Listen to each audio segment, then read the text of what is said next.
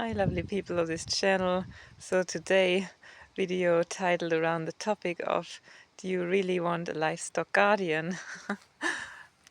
They are beautiful, but more and more people are getting intrigued by these Estrella mountain dogs these days and wanting them. And in the UK there's a whole population of them being kept as predominantly pets slash guardians, but really in the UK people have such small houses. What we have here would be considered abnormal in the UK. So we have a yard that's probably 10 times and more, 20 times bigger than the average UK backyard. So imagine if you have a tiny backyard, you have this big dog, and you have houses all around you.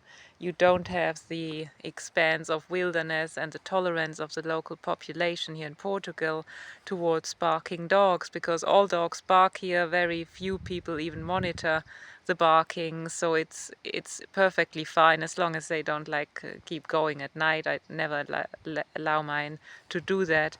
But people are extremely tolerant. They are less so in the UK and in countries like Germany and France, where barking dogs are frowned upon, and you could have the police come pay you a visit for a noise complaint. Sorry, I can't speak English this morning. Yeah, so even the beagles, I mean, look at them. They look all cute and cuddly and docile, and sure they are. They're amazing dogs, but their bark is quite loud indeed. And one of those days I hope I'll catch it, because they don't go off often here, because there's not so many stimuli that they deem bark worthy. But when they do, believe you me, they are loud. They have the full-on bark of a hound that, you know, equals almost the bark of a German Shepherd in noise, I would say. And it's got quite a penetrating pitch to it, because they're smaller dogs. So they have the volume, the loudness, combined with that shrillness of them being smaller dogs, especially Mikey here. Bria has more like a big dog bark. So she doesn't sound like a beagle at all. She really sounds like almost like a bloodhound or a larger hunting dog howling. But Mikey sounds a bit like a yappy terrier when he barks.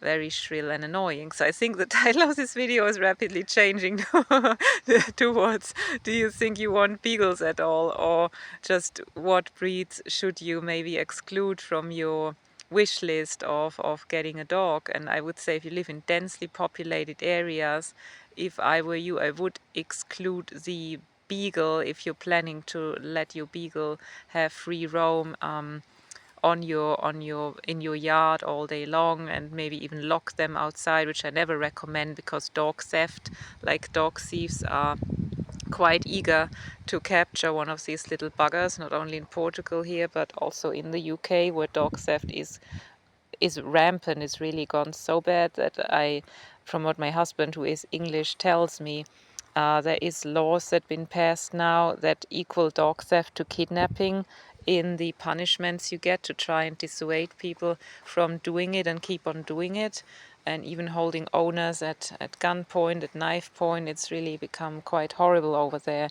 So I would not recommend leaving your beagles unattended in your backyard either. But then if you live in a apartment building and you have beagles and you need to go out working, and those beagles keep yapping and howling through the day, that won't go over so well either.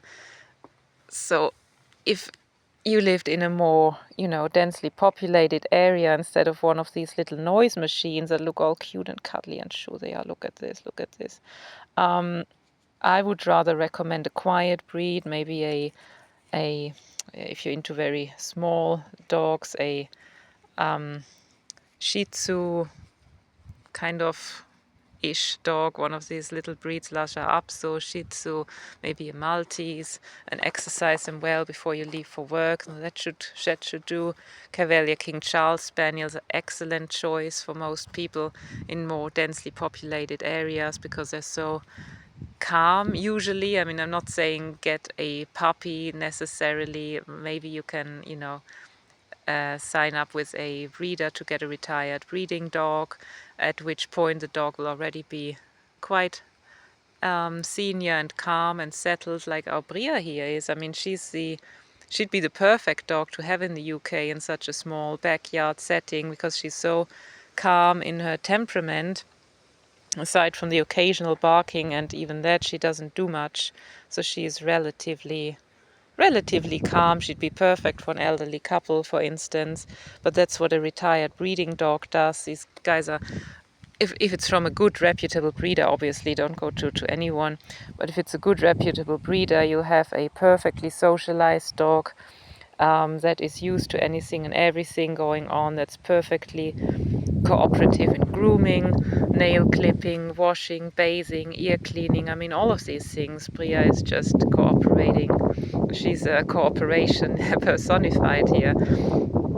So that'd be my advice too, to either go to rescue and go to specifically ask for an older dog that's used to living indoors, preferably, so you don't have to deal with potty training issues, or go to a breeder and ask for a retired breeding dog, again preferably one that has been living in a house.